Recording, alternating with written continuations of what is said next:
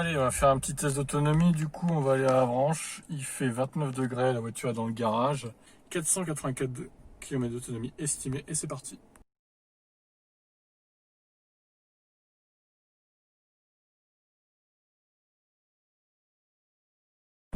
Alors pour la petite info, j'ai changé l'emplacement du petit thermomètre, comme vous le voyez à l'intérieur, parce que là où il était placé, la température n'était pas très fidèle au final, puisque l'air circule mal là, quoi. Du coup, compliqué.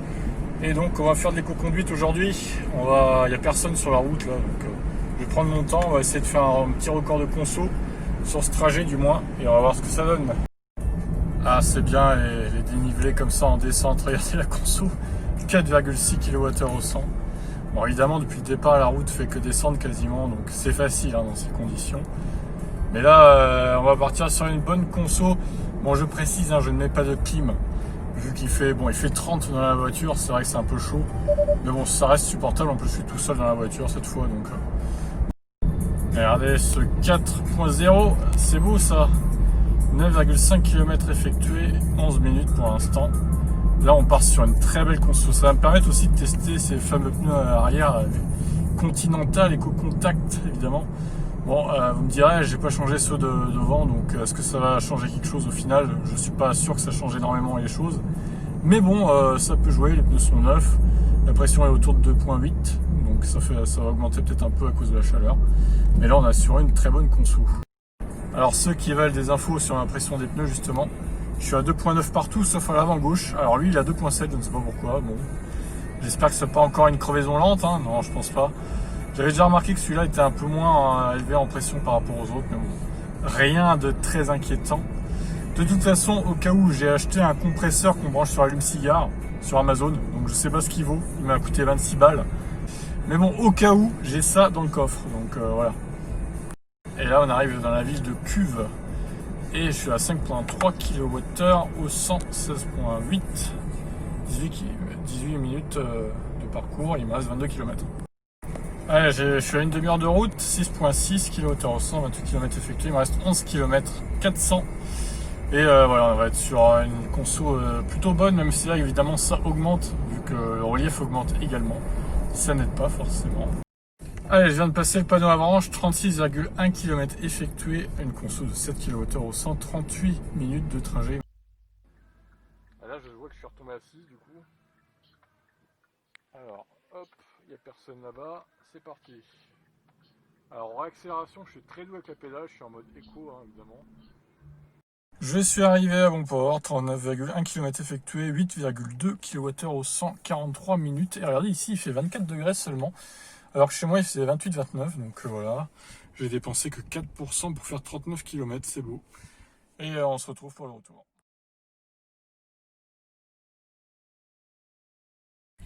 Allez, on se retourne à la maison. Il fait 21 degrés, il est 1h06 du matin.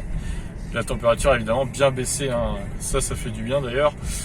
Et du coup, je retourne chez moi sur Deval. Ah, la température a baissé un peu, 19 degrés maintenant. Donc là, je suis sur le retour, ça va consommer plus qu'à l'aller, vu que la route a tendance à monter plus qu'à l'aller du coup. Alors pour rappel, j'avais fait en janvier 2020, j'avais fait autour de 11,3 kWh au 100 sur ce parcours du coup. Aller comme retour, la moyenne des deux. Donc là, j'imagine que je vais faire beaucoup moins, autour de 10. Je pense, vu qu'il fait meilleur largement, il fait plus chaud, donc ça devrait être assez facile. Et vous remarquez les pressions des pneus un poil moins élevées qu'à l'aller, tout simplement parce qu'il fait plus frais sur la route et dans l'air, donc les pneus ont moins tendance à gagner en pression dans ces conditions-là. Allez, c'est fini, je suis arrivé, donc 39,2 km effectués au retour, 10.9 kWh au 100, 42 minutes de trajet, 19 degrés. Et donc, vous le voyez, j'ai dépensé que 10% de batterie depuis le départ, donc je suis passé de 91 à 81%, ce qui est une très belle performance, mais on va voir que au final, c'est bizarre. Alors, pourquoi je dis que c'est bizarre? Tout simplement parce que ce trajet, je l'ai fait pas mal de fois, que ce soit avec la Lion ou le Connard. Et à chaque fois, ça me mettait soit 77,7 km, soit 77,8 km. et pas 78,2. Il y a 500 mètres qui se baladent. Alors je veux bien que la voiture se trompe de 100 mètres. Par exemple, là, j'ai fait exactement le même trajet, et je suis passé de 39,1 à 39,2. Bon, 100 mètres, c'est rien, ok, il y a une marge d'erreur. Mais là, il y a quand même 500 mètres qui partent on ne sait où. Et que ce soit à l'aller comme au retour, finalement. Je mets pas 39 km pour aller là où je suis allé. Donc j'ai pris exactement les mêmes routes. Donc là, il y a un problème déjà. À ce niveau-là, il y a 500 mètres dans le vent. Je ne sais pas comment ça se fait. Entre 400 et 500 mètres, quoi. Donc c'est étonnant que la voiture se trompe à ce point-là, quoi. La marge d'erreur me paraît un peu grosse, quand même. Ensuite, on me dit que la conso moyenne de ce trajet est de 9,6 kWh au 100. Effectivement, j'ai calculé 8,2 plus 10,9. Vu que c'est le même nombre de kilomètres, j'ai divisé tout simplement par 2. Je suis tombé sur 9,55, donc j'ai arrondi à 9,6. Donc voilà, jusque-là, ça va. Sauf que, on me dit aussi que j'ai dépensé 10% de la batterie pour effectuer ces 78,2 km. Alors moi, j'étais content, parce que 10% pour faire 78,2 km, ça veut dire que je peux faire 10 fois ça, quoi, en gros. Je peux faire 10 fois ce trajet, finalement. Pour aller de 10 à 100%, je peux faire 10 fois ça. Dans les mêmes conditions, etc. Sur les mêmes routes. Donc, en gros, j'ai arrondi à l'unité supplémentaire, j'ai dépensé 7 kWh de batterie. En gros, je suis plus autour de 7,5, 7,6. Mais on va dire que j'ai dépensé 7 kWh pour arrondir. 3 à l'aller, 4 au retour. Parce que ça monte un peu plus grosse conso. Donc selon mes calculs, il y a un truc qui va pas parce que ma conso est surestimée par rapport à ce que j'ai consommé dans la batterie finalement. Ce que j'ai calculé, c'est que ça devrait être environ une conso de 8,5, 8,6 kWh au 100, soit 1 kWh de moins que ce que j'ai fait ce samedi donc. Comment j'en viens avec cette conclusion? Ben, c'est très simple, je fais 100 divisé par 10, donc on peut faire 10 fois ce trajet, on est d'accord. Que je multiplie par 78, on va arrondir à 780, voilà, 780. Il y a peut-être une marge d'erreur, donc allez, on va mettre 760. Ouais, je vais même faire autrement, je vais même faire, voilà, 100 points divisé par 10,3, hop, donc je peux faire 9,7 fois ça, ce qui nous donne, voilà, on va dire, je peux faire 760 km, ouais, c'est ce que j'allais mettre de toute façon, 760 km, grosso modo, avec les variations de conso, etc., le trafic, etc. En gros, je peux faire ce trajet pendant 760 km sur les mêmes routes, etc. Donc là, on me dit que j'ai consommé 9,6. Donc je multiplie par 760, et on me dit que j'aurai une capacité de batterie de 73 kWh. Non, il y a un truc qui va pas. Sauf que, avec 8,6 comme j'ai trouvé, vous voyez, voilà, 65. 65, c'est déjà plus réaliste. Une capacité de batterie de 65 kWh. Donc voilà, là, il y a un vrai problème. Pour moi, j'aurais dû avoir une conso de 8,6 kWh au 100 au global, et pas de 9,6.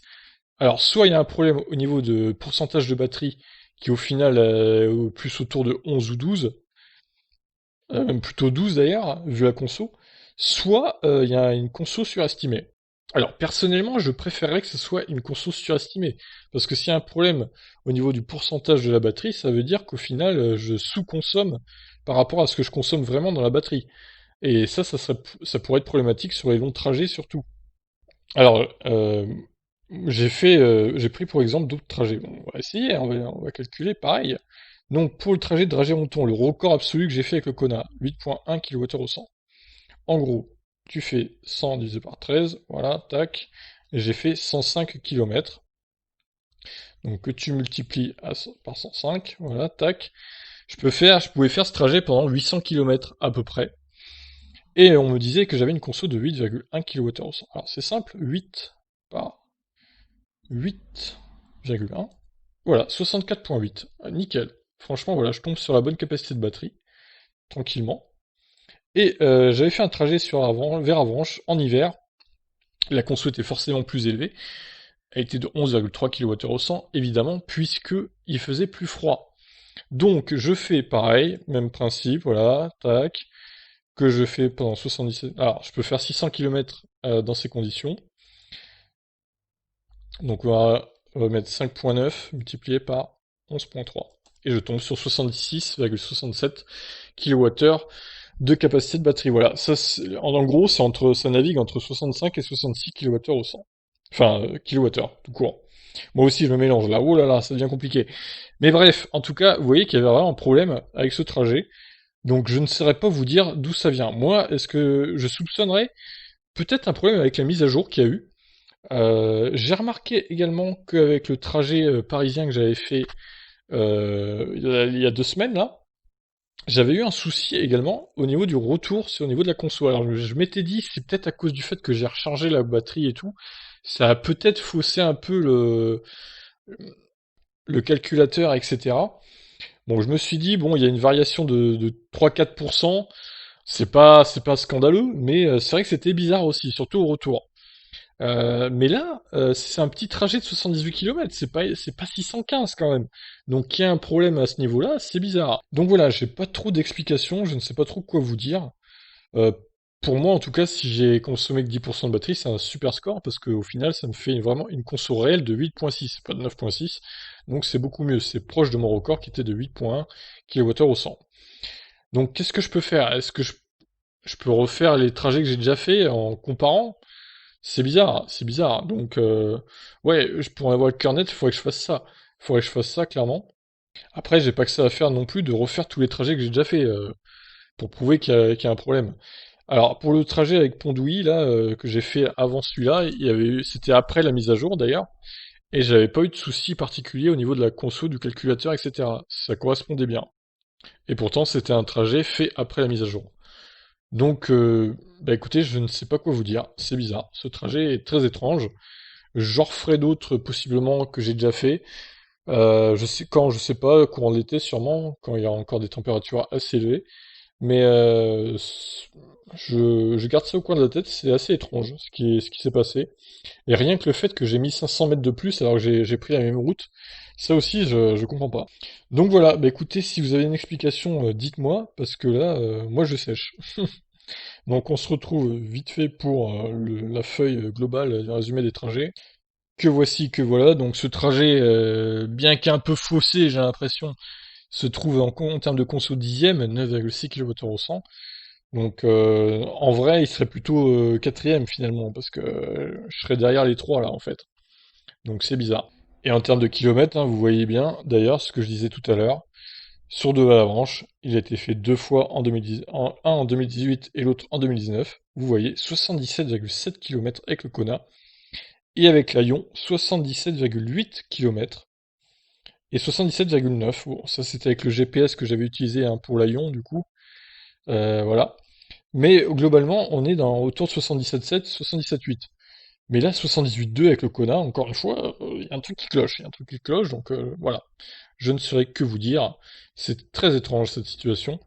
Et bizarrement, ça le fait après qu'il y a eu la mise à jour de la voiture qui a eu lieu en juin. Donc bizarre, étrange.